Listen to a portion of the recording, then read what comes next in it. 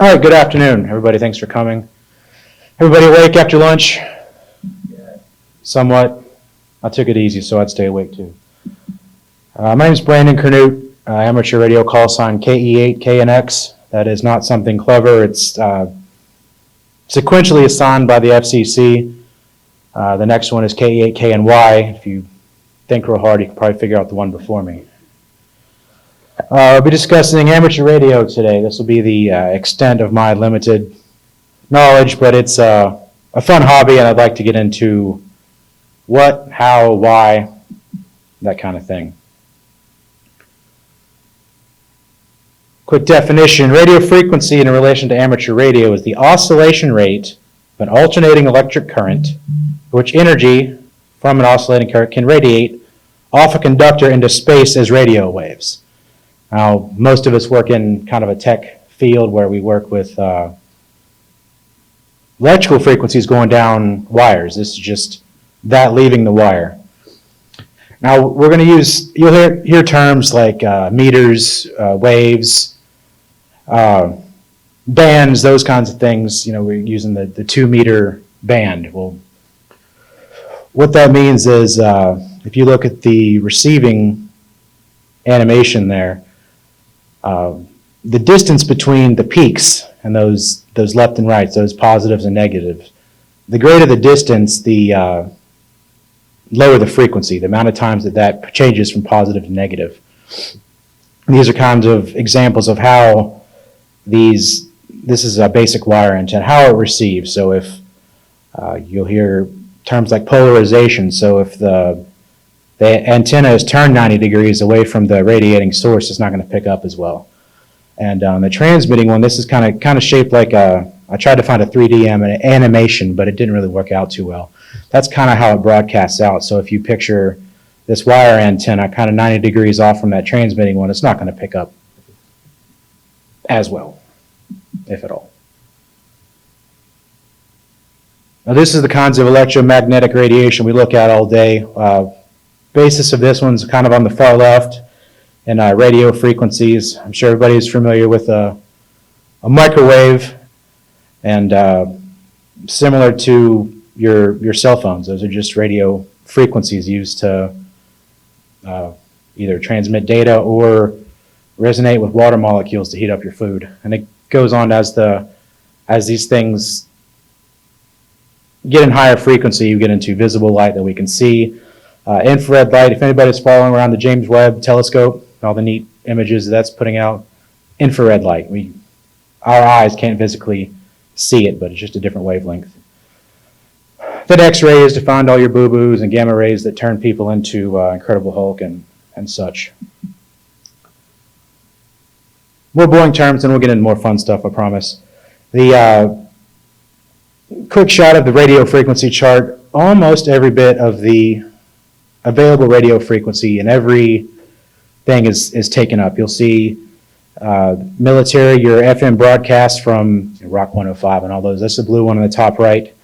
Television channels and cellular bands, all these things are taken up by something. And they all require different licensing, different permissions, and all that stuff. You'll see in the middle row, amateur 2-meter band.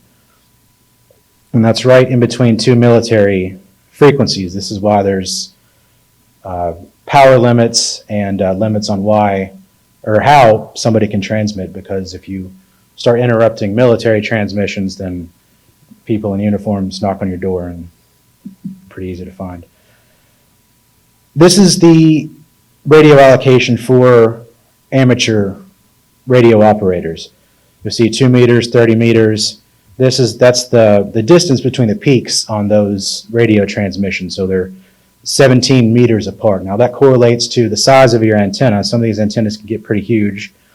2 meters, you see that's what, about 6 feet, thereabouts, roughly translated.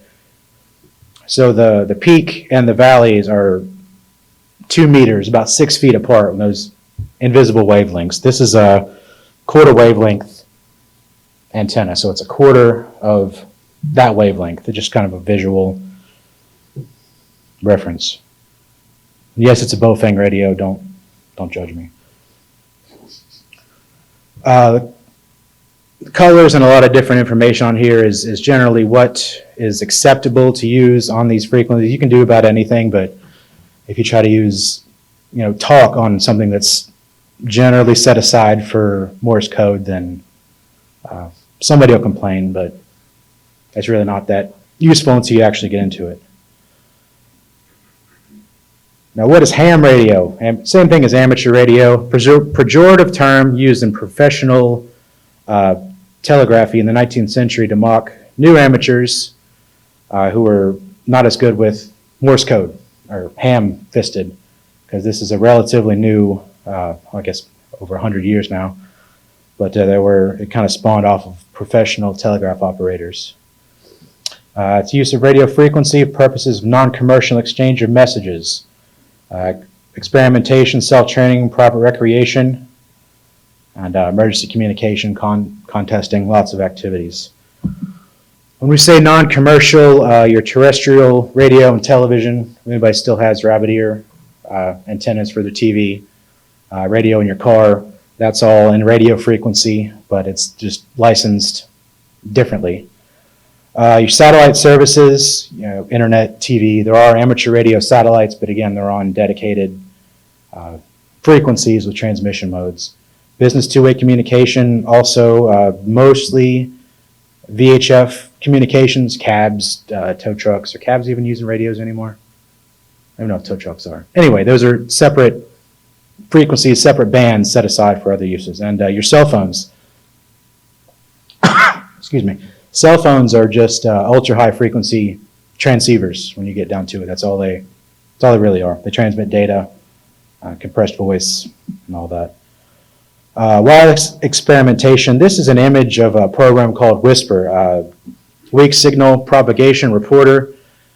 It's an internet-connected, automated system that people connect to the radios and see how far away that their signals can be picked up and how far away they can receive signals. This is a station somewhere in Europe buried in signals, but it's picking up from the United States, from appears to be maybe Russia, China, South America. It's really low signal power, digital mode, where it's just transmitting little bits of data just to see where your signal possibly could be picked up. It's an image of a antenna modeling software. It could be used to test out, because new antennas are being made all the time. It's more than just a wire or a metal rod stuck up in the air. All kinds of different methods. This is cheaper and easier to kind of get a base before you get out into the field and test out your new antenna. This is a program called FL Digi. It's a digital mode. It's kind of keyboard to keyboard over the radio. It's all kind of not proprietary, open source encoding, because encryption over amateur radio is against the law. But encoding, something like this. This is I'm not sure which one it's actually using. There's all kinds of different methods to transmit digital radio. It's a lot more stable than trying to transmit voice, because there's just kind of a narrow focus on what's actually being transmitted. And then 5 points for whoever can. Oh, where'd it go? I broke it. Broke it again. No? No sound? That's all right. I had a Morse code snippet in there. Just want to give a prize to whoever could guess it. No big deal. Anybody familiar with Morse code at all? SOS? I heard it briefly. It was supposed to say secure. Somebody did hear it? I heard S. Okay. It was SecureWV in Morse code. It's still pretty popular. People like to make little devices called bugs, which actually aren't much larger than this, but they're complete transceivers. They'll throw a wire in a tree and see how far they can reach with just a little device like that. That's beyond my patience to learn. I'm sure I could, but I guess I'm too geeky for that. I'd rather use a Raspberry Pi to do the same thing. It's mostly a self-training kind of way to get into it. There's cram sessions where they go through all of the questions and roll right into the test. I went through Ham Radio for Dummies. That was my entry into it, and it's an aptly named title because anybody that knows me knows it applies. Club gatherings, radio clubs do. I don't know of any that meet in person anymore. I know the local ones, they're all virtual now. But they always have a topic to go over, something to build, something to talk about. Nets, they're just club meetings kind of on the air. They can meet from anywhere your radio can receive. Most of them are regular. And Jamboree on the air was last week. That's a scouting, Scouts BSA event where scouts from all over the world try to contact each other on that day. I didn't get to participate this year, but it's pretty neat, especially when they had the World Jamboree going on a few years ago. Radio operators were checking in from all over the place, trying to reach the scouts that came here to visit West Virginia.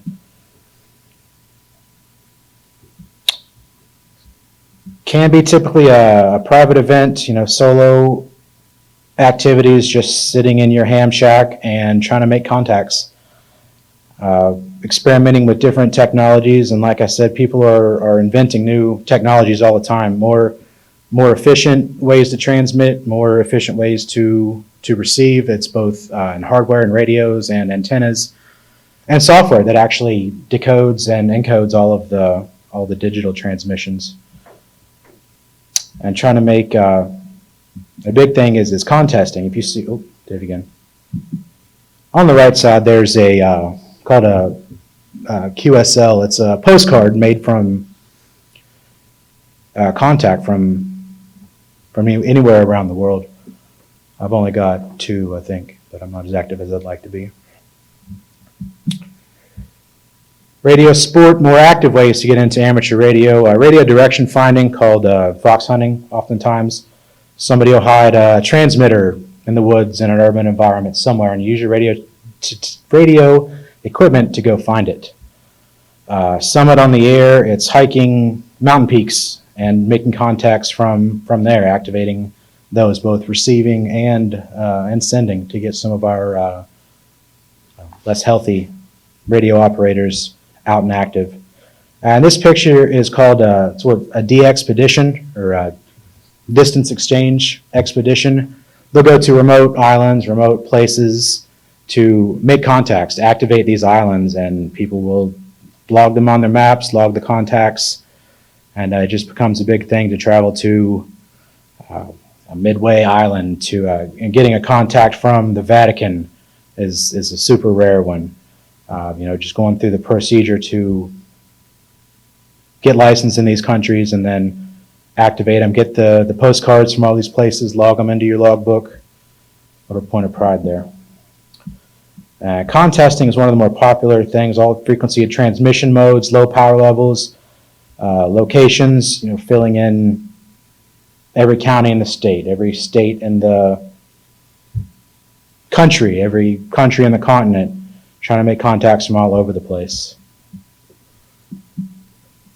Big thing for amateur radio, emergency communication. There's lots of different organizations for this. The Amateur Radio Emergency Service, that's they have local groups all over the place. I know the local one here meets once a month. I had their name, thought it was in here. And there's one that's loosely tied to the federal, tied to FEMA, the Radio Amateur Civil Emergency Service. A lot of these things came out of people just wanting to help. And then the Military Auxiliary Radio System. I don't know as much about that, but it's supposed to be an interface between the worldwide military communications and ham radio in the event of catastrophic communication failures.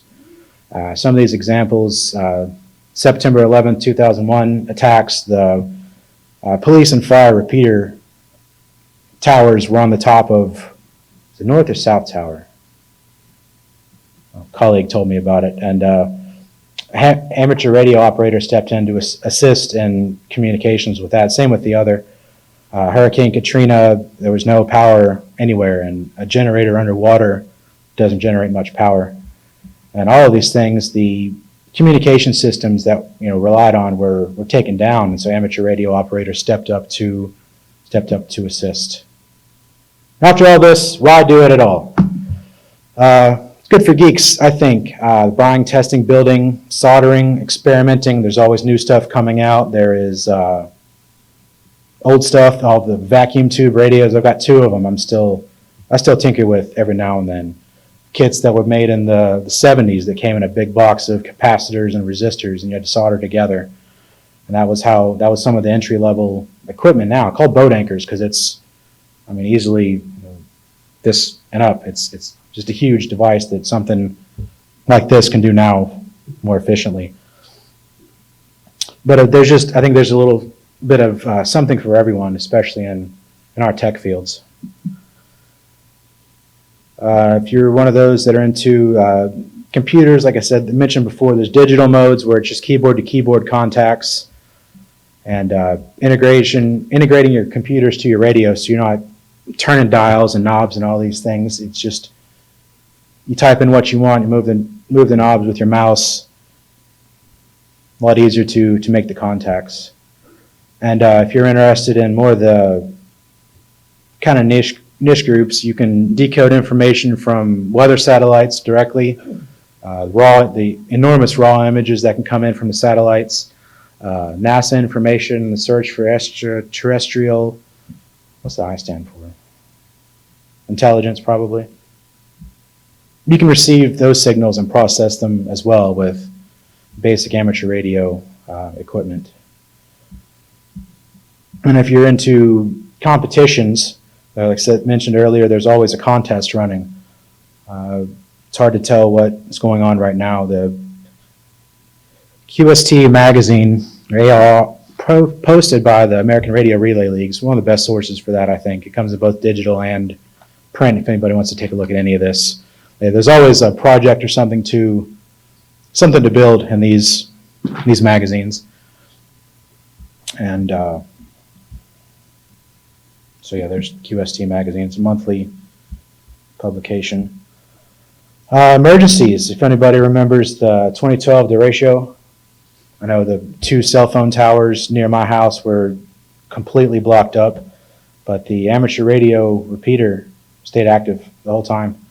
People were given weather updates and emergency response things and all that, but we've proven that cell phone towers are unreliable. We've seen some of the malware events that has taken down ISPs. And does anybody have a telephone line anymore? Like a house phone? 1, 2.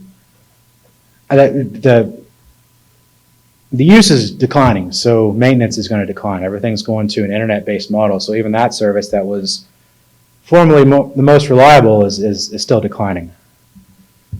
But there's no infrastructure in amateur radio, unless you're, repeaters, yes, but radio to radio, there's nothing there. Where is ham radio? It's all over the place. Groups of like-minded individuals, research groups. I know there's several hams involved in 304 Geeks. Irish survivalists and veterans. You're hard-pressed to find a true survivalist without a handheld transceiver, even if just to be paranoid and listen. He's got something. And almost all veterans use the radio at some point. I know that's what really got me into it. I was in Army aviation, and high-frequency radio would transmit GPS position.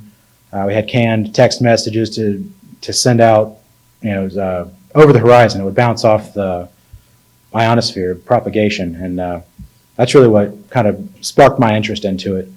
But you're familiar, everybody knows that you get too far away from your favorite radio station and you lose signal, but the high-frequency radio would bounce around and connect back to base.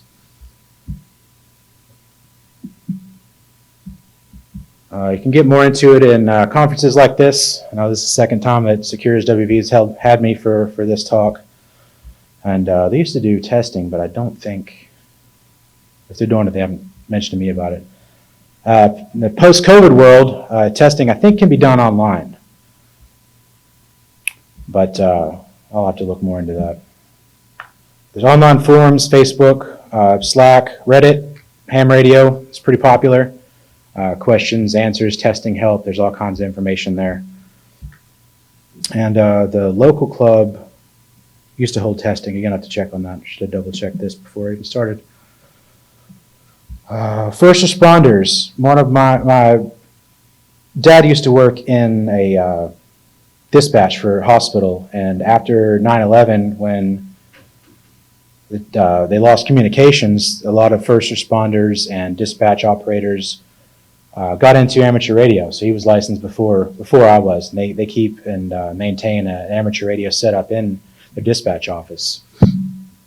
And anybody read the book World War Z? Not the movie. The book, far better. It's pretty good. One of the things learned from that was communication is key. Society collapses in a zombie apocalypse, but I mean the nations and organizations that stayed whole and tried to maintain the best had the best communication. That's the big lesson that I took from it. Now, licensing, we mentioned before, it's a paid test through the Federal Communications Commission? Thought so. Blank on that. About $15 is the typical fee. That can go up and down depending on who's hosting the test. The entry level is technician. That's one of the easier. That's more of the testing is more rules and regulations, so you know what to transmit. And that's mostly limited to very high frequency and above. So devices like this, handhelds, not some of the larger long distance radio ones. Test isn't too difficult. I figured it all out with ham radio for dummies. And that kind of gets your feet wet. But the general license is, I think, the most popular. It gets you into the high frequency work, the long distance, the bigger antennas, the digital modes, contesting, distance exchanges. Then amateur extra, I personally think is more popular because you can get shorter customized call signs. There's a formula for who gets what depending on your license status, because the amateur extra opens up a little bit more frequency use, but not a whole lot. And anybody can listen to any radio frequency. You just have to have the license to transmit. So just listening on the amateur extra blocks is almost always quiet. I think people just want the extra call sign customization. But that's just me. Self-study. I've got a general handbook in the ham radio for dummies, but there's all kinds of mobile apps, books, online cram sessions. You can learn in the clubs. They'll sit and read through every single FCC question twice. You mark them, read them, then they'll go right into the test. So you don't actually have to know it, just spit it back out. And I think YouTube is one of the better ones if you're a multiple method learner like me. You've got to see it, do it, hear it, read it for it to actually stick. So there's lots of different channels on there. One I'll recommend at the end is my favorite. The equipment part of actually getting on the air, it can be pretty cheap to get into, but as you get into more higher end equipment, it gets very expensive. Cheap handhelds, HT is handheld transmitter. If I've said that already, that's what it stands for, handheld transmitter. The cheapest and easiest way to get on the air, this one I think was $25 with an upgraded antenna. But you can get into local repeaters and talk to people all over the valley with something like this. And I think it's fully illegal now, but generally frowned upon before. These can be programmed to FRS radios, little handheld walkie-talkies. You're not supposed to be able to do it, and I don't think the new ones can do it now. That's why I like hanging on to this one. In emergency situations or just greater reach. It's fun to have more capabilities. They can tune into weather radio, and again, that's one of those things that you can receive, but you can't transmit on those frequencies. Mobile units, anybody seen a CB, Citizens Band radio? Looks about like those mounted in your car. That's what I have at my house as my kind of base station, is just a mobile radio. A little more power, a few more bells and whistles, and easier to interface with a computer. These can link into a computer, but I had a whole plan for a demonstration, but I couldn't find one of the specialty cords I needed to link to the computer, and so that's not going to happen. And the larger base stations, I mean, they can get into the thousands and thousands of dollars, but they can reach the limits of the frequency capabilities, fully computer integrated. I mean, if you want to reach every corner of the world, then you're going to need the equipment to do so if the conditions aren't right for it. With this equipment, you get what you pay for. You can get a complete software defined setup where it's all integrated circuits. There's all computer controlled and ran. Or what I mentioned before, the boat anchor, the vacuum tube radios. It's got its own kind of following to keep these old radios still going. I've got a couple of them that I tinker with every now and then. The parts are getting harder to find. There's a big market for vacuum tubes in the guitar industry. I'm musically challenged. I wouldn't know what they're for. I guess it sounds better. I don't know. And your antennas. I've heard anybody rifle shooters, gun nuts. You can put your hands up. I am too. They say you're supposed to spend as much on your scope as you are for the rifle, right? Heard that. Same thing with antennas and your radio. The best radio will not perform well without a proper antenna. They're not difficult to make. You can buy very expensive, high-performing ones. Again, you get what you pay for, but in the end, it's all radio frequency. It's all down to the math, and that's where it gets way beyond my skill, because the technician, it's all rules and regulation. The general exam, it's about half and half. You get into amateur extra, it's into the theory of amateur radio. I don't know of any clubs that do the cram session for amateur extra, because they want you to actually know the theory and the physics of electromagnetic radiation. Some more resources. I mentioned it before. It's my favorite one, Ham Radio for Dummies. Anybody interested, welcome to flip through the book. I'm probably going to leave it in the book exchange later. Just a great place to start. I got a gift card for Christmas. I bought that book and an older model of these radios, and that was my first step into amateur radio. Pinterest, of all things. Anybody else use Pinterest? Lots of amateur radio projects on there. Cheat sheets, flashcards, antenna builds, videos. It's a good place for a lot of it. My favorite YouTube channel relating to amateur radio is Dave Kassler. Call sign KE0OG.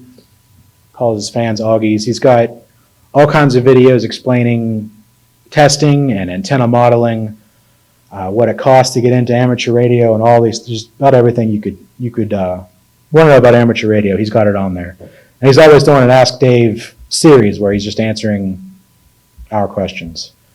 The ARRL, American Radio Relay League exam manuals.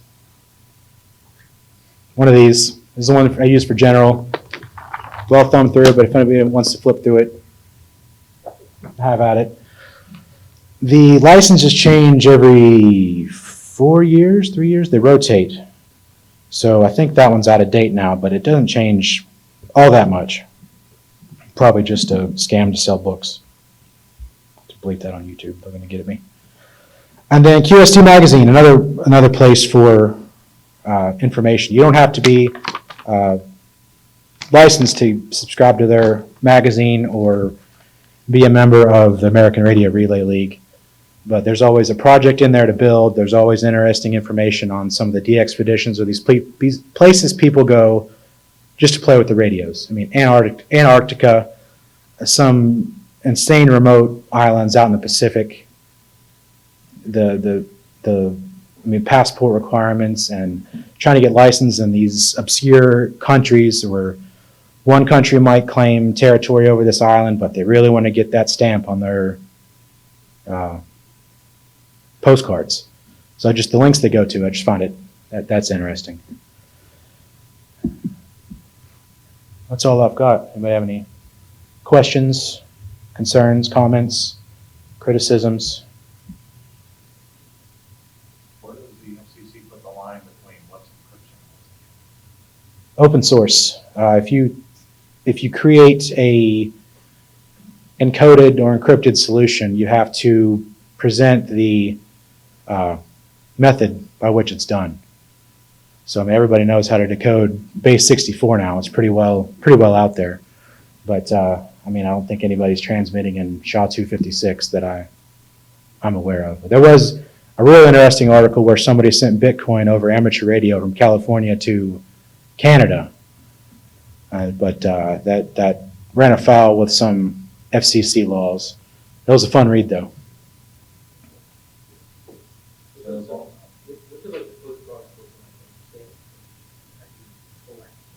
It's whatever you can design, whatever you can come up with. It can just be your name handwritten. It could be something fancy with your call sign, your name, the radio you use, the transmission strength, anything in between. So you collect that by connecting with someone? Right. You'll make a call out on the radio and somebody will answer, "Hey, I'm in Minnesota. Oh, nice to meet you. Do you do your cards?" Yeah, I mean, you have to initiate the conversation with your call sign and transmit every 15 minutes if you're talking. So, I mean, but everybody's call sign is registered with the FCC anyway, so it's easy to find their information. And a lot of these things are done by the computer anyway, so you just type in their call sign and it pops right up.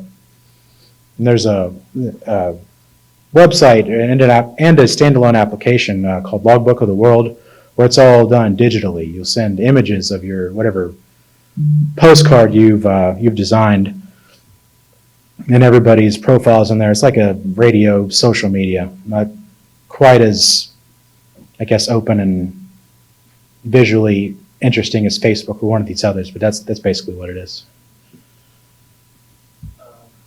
What about the mountain Climbing named peaks or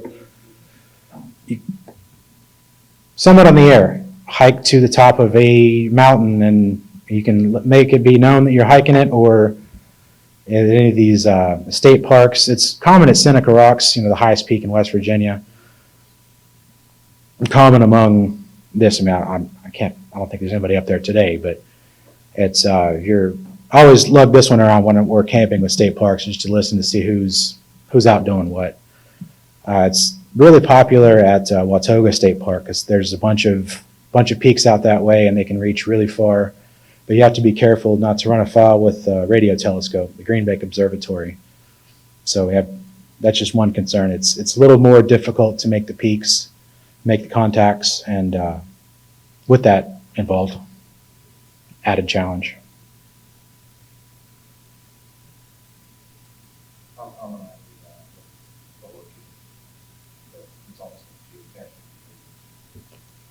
Not very, not around here at least. I don't know of any. I know the local club that I used to attend didn't do it very often, but maybe once a year.